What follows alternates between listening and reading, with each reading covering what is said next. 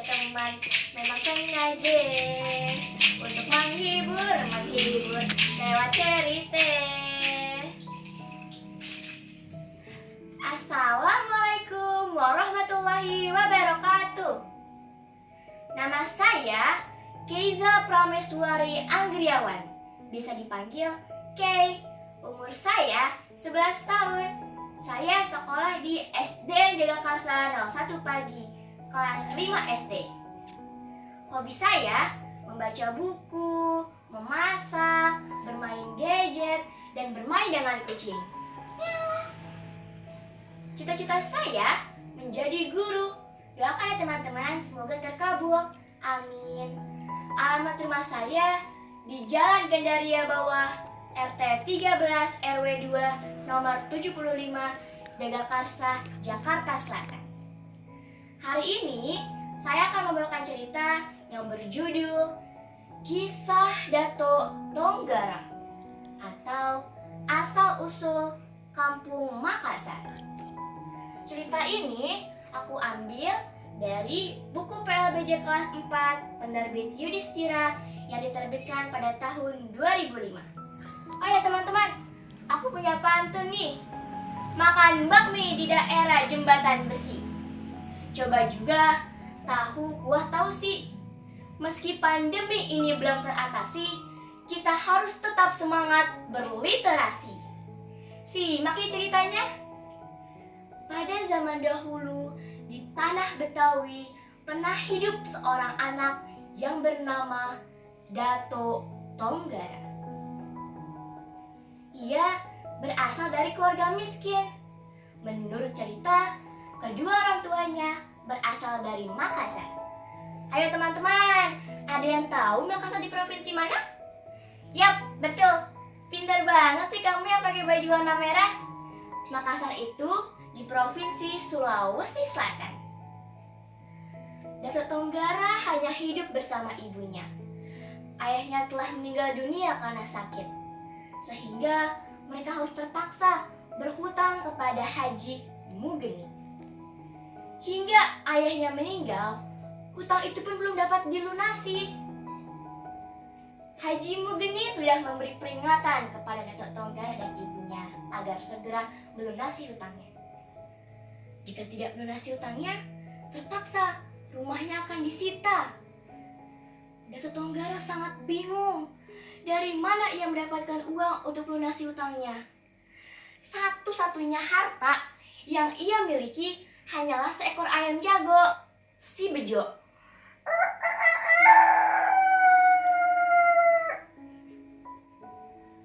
Kata orang, ayam itu bagus dan menarik karena suaranya yang sangat merdu.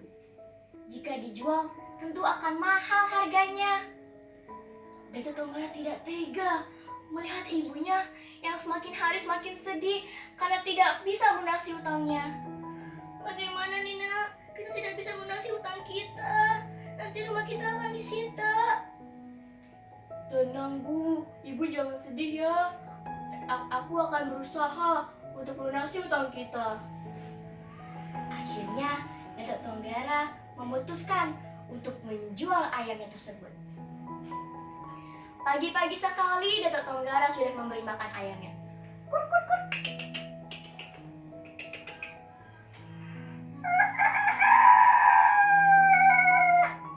Demikian kokokan terakhir dari sang ayam. Dato Tonggara langsung bergegas untuk ke pasar untuk menjual ayam degoy tersebut. Tawar-menawar pun terjadi. Beberapa orang yang sangat antusias ingin memiliki ayam ini berlomba-lomba untuk menawar dengan harga yang sangat tinggi. Ya udah, ayah 200 deh bang. Ayah 300 deh. Ayah 400. Ayah 500 deh bang. Salah satu seorang dari mereka berani menawarkan dengan harga yang sangat tinggi. Dato Tonggara sangat senang, tapi ia juga sedih. Ia senang karena ia pulang akan membawa uang yang sangat banyak. Tapi ia juga sedih karena ia harus kehilangan ayam jagonya ini. Sebelum pulang, Dato Tonggara pergi ke pasar untuk membeli bahan makanan. Ia pikir, Tentu ibunya akan senang jika ia pulang membawa bahan makanan yang sangat banyak. Namun, tanpa sepengetahuan Datuk Tonggara, ada seseorang yang mengikutinya dari belakang. Ketika Datuk Tonggara sedang membeli beras, secepat kilat orang itu langsung mencopet uang di Datuk Tonggara dan berlari. Datuk Tonggara terkejut. Ia langsung mengejar pencopet itu sampai ke ujung pasar sebelah timur. Dan ternyata pencopet itu adalah orang yang selama ini dia kenal, si Somad. Datuk Tonggara segera meminta Somad untuk mengembalikan uangnya. Hei Somad, kembalikan uangku! Namun Somad menolak. Disitulah terjadi perkelahian yang luar biasa. Setelah kejadian ini, ada kakek-kakek yang sedari tadi memperhatikannya. Kakek itu adalah Haji Marzuki. Udah lah Tong, jangan lo terusin perkelahian ini, kagak ada gunanya, kata Haji Marzuki. Diajaknya Datuk Tonggara ke rumah Haji Marzuki. Datuk Tonggara menceritakan kesulitan hidupnya.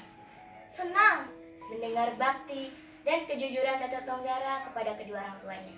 Maka Haji Marzuki berkenan untuk mengajarkan ilmu silat kepada Datuk Tonggara.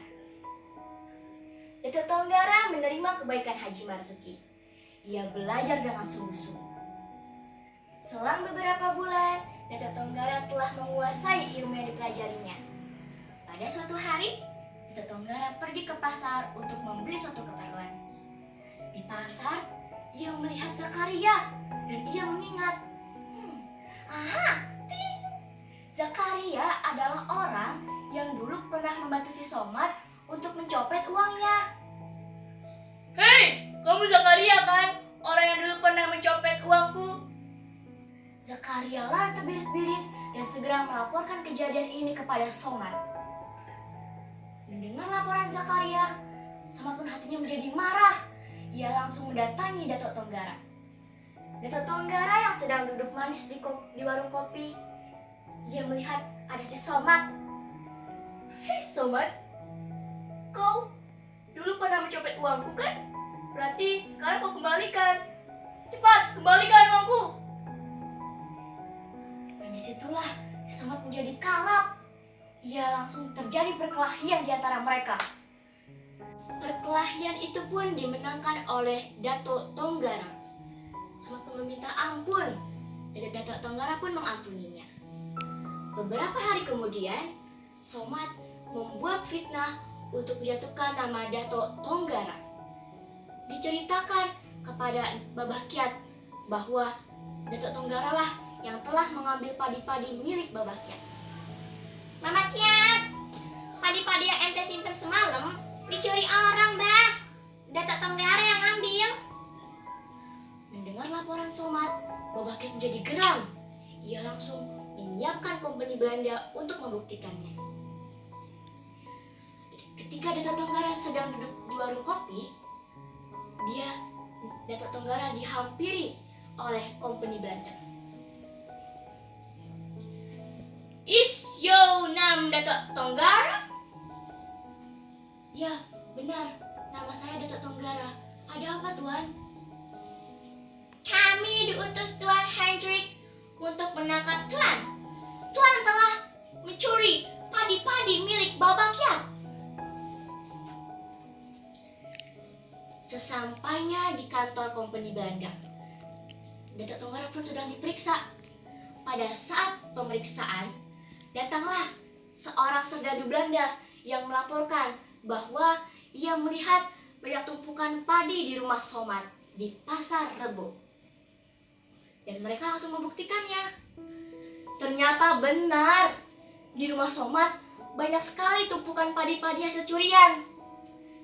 Somad pun dipenjara, Datuk Tonggara pun dibebaskan. Babah Kiat menawarkan kepada Datuk Tonggara untuk menjadi kepala keamanan. Namun, ia menolak. Ia lebih suka mengerjakan pekerjaan lainnya. Setelah Datuk Tonggara sudah besar, Datuk Tonggara disegani banyak orang dan selalu menolong orang-orang yang membutuhkan. Hingga sekarang, kampung tempat tinggal Datuk Tonggara disebut Kampung Makassar. Nah teman-teman, pesan moral yang dapat kita ambil dari cerita Datuk Tonggara: 1. Kita harus berbakti kepada kedua orang tua. 2. Kita tidak boleh memfitnah, karena fitnah lebih kejam dari pembunuhan. 3. Kita jangan pernah mencuri hak yang bukan milik kita. 4. Selalulah menjadi manfaat bagi orang lain. Teman-teman, aku punya pantun nih. Beli ikan di Muare Angke, bawa ke Cibubur ampe Jati Asih. Cukup sekian cerita dari Aye. Semoga terhibur. Terima kasih. Wassalamualaikum warahmatullahi wabarakatuh.